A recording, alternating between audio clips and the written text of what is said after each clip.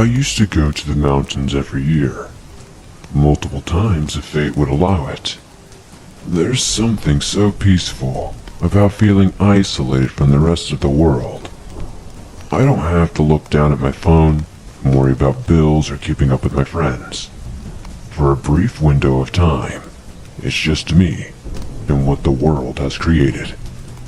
Every year, I would visit the town of Estes and stay overnight, so I could grab an early start and avoid as many people as possible. It had gotten to the point where I was recognized and formed friendships with some of the locals. Most anyone working at the diners, where I got some fuel before heading up the mountain, probably knew who I was. My car and I would traverse the Trail Ridge Road, and stopping on the viewpoints along the road, I would observe the wildlife. Rolling green would lay out in front of me, dotted with the remnants of snowfall. I would make sure to stop at every given opportunity and take a few good breaths to slowly acclimate myself to the higher altitude and lower intake of oxygen. That's what I used to do anyways. I haven't been back there in a few years now.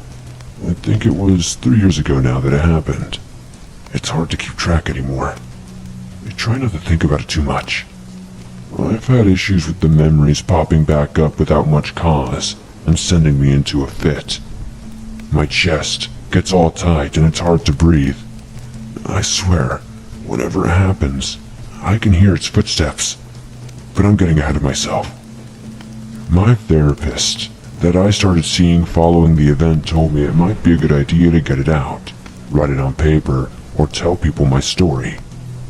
So that's what this is. I have no idea if something like this will help, but at this point I'll try anything. I'd love to finish telling my story and be able to get an uninterrupted night's sleep. So, 3 years ago, like I said, if I ever got the opportunity I would go back multiple times in a year, and as fate had it, that was such a year. I had a decent chunk of vacation time saved up at work, so I decided to take an extra holiday for myself. Everything went about as you'd expect. It was warmer than normal, as I try to go in the quarter months usually. I got into town the same as always. I booked nearly the same room in the same hotel as the last time I visited and threw my stuff into the hotel room. Before heading to bed, I made sure to plot out my intended traveling so I could show someone where I was planning to go. I had been there so many times, and as beautiful as everything was, I liked to try and go off the beaten path when I could. In the event something happened to me, I wanted people to know where I was. That's exactly what I did the next morning. I was greeted by the workers at the local diner and made sure to show them the map, telling them when I expected to return. With enough fuel to get me through most of the day, I headed out. The first place I wanted to go was a decent drive up Trail Ridge Road, Lulu City, a place I was surprised I had never gotten around to visiting. Pulling onto the side of the road, I sat at the shoulder looking at the elevation between me and the town. A town that had diminished into a small portion of the horizon. Turning the car off and locking it, I was pleasantly surprised to find myself alone on the trail. The fewer people that were around me, the more connected to the environment I could feel. It's like when you watch a movie in the theater. You're so much more immersed when it's quiet. Just a few chattering conversations can taint the entire experience. They say with hindsight, it's much easier to see the red flags. When I think back though, it's hard for me to tell where my first sign to turn back really was. You'll hear a lot of sounds walking through the forest, and sounds travel pretty far. So it's hard to say what's unusual and what isn't. Even if you've heard something hundreds of times, it can sound alien. I remember as I was walking the trail, I heard what sounded like several booms from a distant thunder. The noise happened in rapid succession, like the beating of drums, though the weather hadn't called for such noises. At the time, I thought it could have just been the snapping of a nearby tree and the resulting noise of it was smacking into the ground. I ignored it and continued on my path, feeling the mountain air fill my lungs surrounded by trees, all by myself. There was the occasional skittering of wildlife.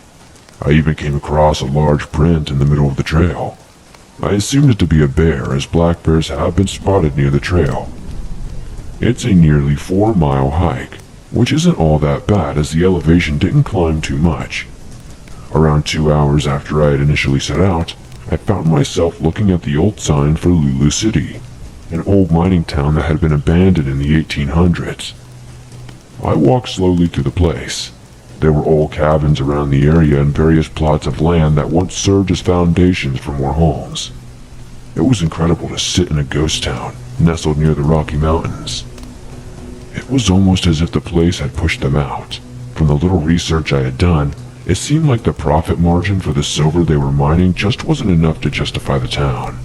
Though, knowing what I know now, I can't help but wonder if something else was at play all those years ago. I looked around for a while at the large open area where the town used to sit. There were around 40 cabins at the town's prime. All that remained were the remnants of 3, a few building sites, and a sign for the town. Citing the population was at 200 people. I sat down for a moment, leaning my back against the tree, looking at the area surrounding me, pouring some water down my throat. I watched the tree line. There was this creeping sensation you get when someone is staring at the back of your head. I felt that, but it was like I knew where the feeling was coming from, but I couldn't quite see it. As I was focused on an area of trees where the paranoia was stemming from, I noticed a shadow moving. I had thought at first it was just a dark area where the sun had difficulty getting through. As the shadow shifted, however, it was revealed there was just a dark mass blocking my view. My initial reaction was to just assume the figure was a black bear or an elk, but it was hard to convince myself of that, as the shadow reached far too high off the ground. Either way, I just sat and watched. I wasn't about to call any attention to myself, especially if my initial reaction was correct. I had bear mace and the likes, but if I could avoid using it, I would rather do that. With the shadow retreating into the woods, I stood slowly from my spot and decided to exit Lulu. As I turned around, I heard a familiar cracking of trees. This time, however, the sound continued for a good minute or two. It was as if the drums of war had been rung and a warning was shooting through the mountain. I wondered if anyone on the other trails were able to hear the noise, as it was so loud that it made me cover my own ears. As I started retreating from the noise, it stopped, and as I reached the exit to Lulu City, I saw a shadow once more. This time it was much closer to me. I was able to make out more about it. Part of its dark structure being the antlers atop its head. They weren't the same, jagged and pointy antlers that decorated the indigenous elk around Rocky Mountain. They were more solid, resembling that of a moose's. They were much larger than any pair I'd seen before, though. Large enough to shovel the snow out of the driveway in one go. I backed up a bit, hearing the foliage bending and cracking under my footsteps. I honestly did not know how to approach the situation, because I did not know what I was looking at. The thing was still shaded by the trees, and I couldn't make out its body structure other than it being massive. I wonder how something of that size was able to move so quickly through the trees. Then I caught a glimpse of the eyes it was using to watch me. It was only when shreds of light reflected off of them. The first 2 shimmering orbs appeared from under its antlers, and then to my shock, another set of lights, fainter than the ones above them, appeared. It was uncanny, looking at something with such a familiar shape, yet I couldn't decipher what the thing was, or what it wanted from me. I didn't want to keep staring, in case it took direct eye contact as a threat. Averting my gaze, I listened to the creature stumbling around before the commotion caused by their movements dissipated into the foreground. With the noise of that thing distant, I turned back and saw no sight of the thing. I decided it was best to leave the area quickly and quietly. I thought the thing might consider Lulu City its territory and was giving me a stern warning. I started walking back, ready for the easy hike. Watching the dirt path at my feet, I came across a fresh footprint. It was massive. Putting my foot into it revealed that my foot didn't even make up half the size of one of its toes. The thing was massive and heavy. I didn't want to call my trip short, so as I walked the trail back to my car, I thought of just going to the next spot ahead of schedule. I always try to end my visits by looking out over Bear Lake. It's just so pristine, it's hard to ignore. I kept my eyes on the trees the whole time, making sure that some hulking shadow wasn't lurking. Before I knew it, I was exiting the trail and climbing into my car. With a hum, and the vehicle sprang back to life. It wasn't too long before I had gotten to as far as my car would take me before I had to stop and walk the rest of the way. Surprisingly, once again I found myself alone. There were a few other cars where I parked, but once I got to the lake, I didn't see anyone else on the trails. It felt like everyone had been scared off. Bear Lake is normally a pretty popular spot for people visiting. I had the feeling like I was missing something, like everyone else got a memo that I didn't. I sat for a while on a large boulder by the side of the lake, watching the winds ripple small patterns over the smooth surface of the water. It wasn't often you could go there and not hear the howling of screaming children and their parents, so I intended to soak as much of it in as I could. As I sat there, I could see the line of trees on the other side of the lake. The tops of them created an ocean of green that only surrendered to the peaks behind them. I watched that ocean of green sway like a hurricane was sweeping through them. The treetops moved and buckled as I heard familiar smacking noises begin to get louder. The realization dawning on me that whatever I had seen before wasn't warning me. It had been following me and continued to do so as I left the site. I had driven there though. I thought it would be impossible for that thing to be able to have made it here so quickly. With the shifting of the treetops getting closer, I slowly rose to my feet when I saw something eject from the top of the trees. It hung in the air for a moment before crashing down into the lake before me. It was brief, but I saw the object enough to know that the thing had flung a rock rather large, probably bigger than my body, like it was nothing. I started stepping backward when my ankle rolled on a rock and I fell backward, crashing to the ground. My elbow made contact with the hard surface, pulling apart the fabric of my sweater and slicing through my skin. Quickly, I opened the small first aid kit I had brought with me, hearing the thunderous noise getting closer. I poured my drinking water onto the wound and wrapped it with a bandage. As I finished tending to the small wound, I noticed that the noise had halted. Slowly ignoring the pain in my ankle and the stinging on my elbow, I looked over the rock to see. The trees were no longer swaying, only moving with a gentle push of the wind. That's when I heard a noise to my right. A huff. Turning slowly, avoiding sudden movements, I saw the beast that had been watching me. I saw it bathed in the sun, every detail. This thing was some twisted amalgamation. It dwarfed me in size. I could have been twice as tall and still not met it eye to eye. I did not know what I was supposed to do, if I was supposed to run or stay still. I watched its pitch black fur ruffle as it took a step towards me, offering another huff out of the bear-shaped nose. Its whole head reminded me of a bear, except for the angular structure around its eyes that looked more like a buck. 4 stern and focused eyes, all of varying shades of amber, peered toward me. Its body, again, was reminiscent of a bear that had a bizarre length to it, almost like its belly was dragging against the dirt. If it wasn't for the massive paws pushing down into the ground, the thing would topple over. It moved its head back and forth, shaking its whole body. Small clicking groans emitted from the open jaw, a jawline with thick and sharp teeth. My reasoning was starting to go out the window, and the urge to just run and get the heck out of there was mounting by the moment. I was backing away and had noticed I was making it back to the trail, but the creature matched my movements.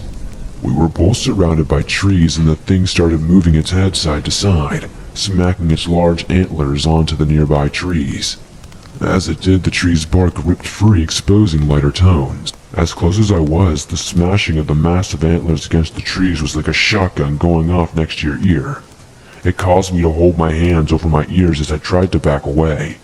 I wanted to run, but the moment I put too much pressure on my ankle, I knew I would buckle, so all I could do was continue to back away, hopping. and just hoped that it wouldn't charge. It just kept walking forward, smacking one tree after another like it was trying to intimidate me. I watched amazed as if its large frame bulldozed through the trees like it was nothing. I don't know what I did to upset it more than I already had, but the clicking noise from its mouth picked up and it charged at me. The ground was trembling under the thing's footsteps, and before I had time to process what was happening, an antler made contact with me. The memories get all foggy from there. I remember being shunted to the side, my legs colliding with a tree, and I spun out into the bush. Nearly unconscious, I laid surrounded by dirt and leaves as the bear-like creature approached me. It smelled me, interested particularly in the blood spilling out of my legs where the bones had broken on impact. I got a good look at its eyes before I passed out. One was a set of eyes that you'd expect to see on a mammal, while the others were more lizard-like. Those eyes were the last thing I saw before passing out. It was a miracle I ever made it out of there. Some other visitors had heard the commotion and headed over to find me passed out. They stopped my bleeding and got me to the hospital in Estes. I wish I could go hiking still. I'm not afraid of running into that thing again, but my legs were beyond repair, and I haven't been able to walk ever since. I still think about that creature. I did as much research as I could, but never found anything that looked like that thing. Some monstrous combination of a bear and elk. I wondered if that was the real reason Lulu City was abandoned. Maybe. I was just in the wrong place at the wrong time. I don't think I'll ever know. Sometimes, I hear the clicking noises it made. Every thunderstorm I hear makes me think about the creature bashing its head into the trees. Maybe it did that as a show of strength, like when bucks smack their antlers together. I don't want to believe that's true though, because I couldn't imagine what a behemoth like that needs to prove its strength to. What other secrets could the Rocky Mountains contain? Are there more of those things there? Or perhaps another man or a beast? Every night I go to sleep, I look out my window. I think of those 4 eyes peering at me through the dark, waiting to finish what they started. I'm not sure if I'll ever feel better having written this all out. Reading it as I go, I almost don't believe it myself. Maybe I'll feel better if I just convince myself nothing ever happened. That I just fell and tumbled hard enough to crack the bones in my legs like twigs. Maybe then, I'll be able to get some sleep.